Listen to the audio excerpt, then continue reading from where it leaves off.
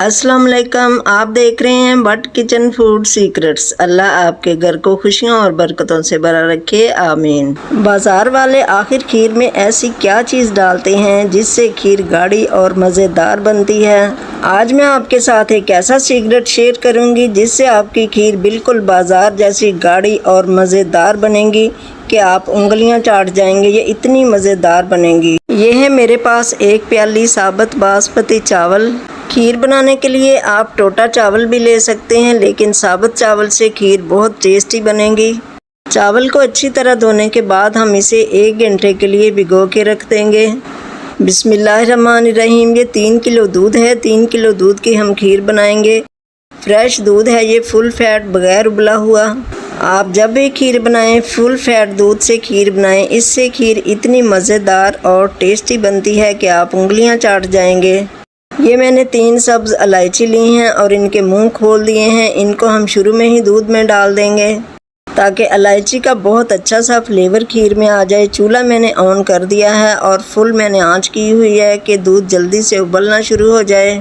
चावल जो मैंने 1 घंटा पहले से भिगो के रखे हुए थे उसको ग्राइंडर में डालकर इस तरह से मैंने ग्राइंड कर लिया। चावल को आपने दरमियाना सा ग्राइंड करना है, इसको ज़्यादा बारीक आपने ग्राइंड नहीं करना, इसका आपने पेस्ट नहीं बनाना। दूध को पकते हुए 3-4 मिनट हो चुके हैं। अब हम इसमें ग्राइंड किए हुए चावल ऐड कर देंगे।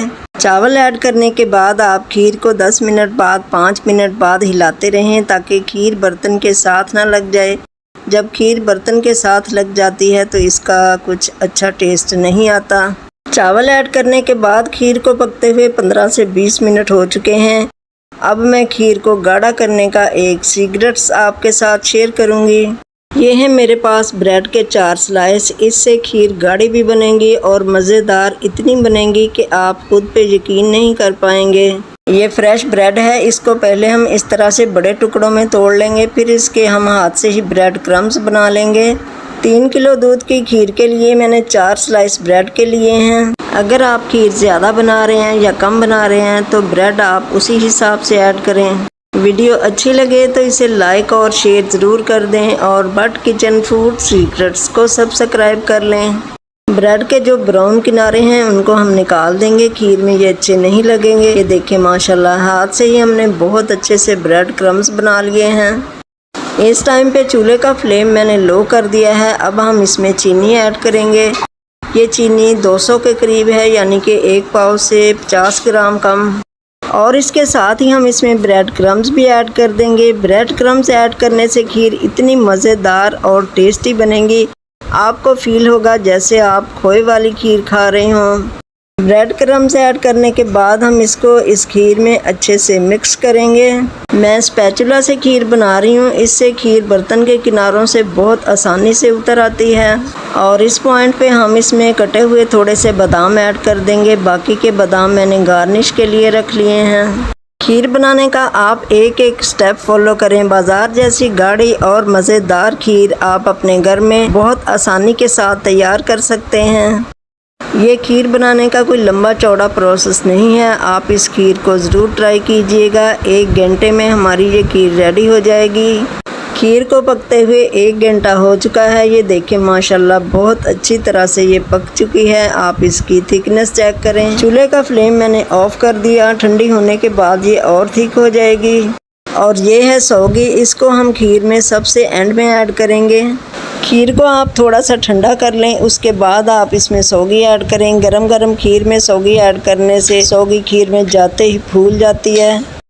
कुछ लोग फूली हुई किशमिश पसंद करते हैं, कुछ लोग नहीं करते। बिस्मिल्लाहिर्रहमानिर्रहीम। मज़ेदार और टेस्टी खीर को हम डिश आउट करते हैं।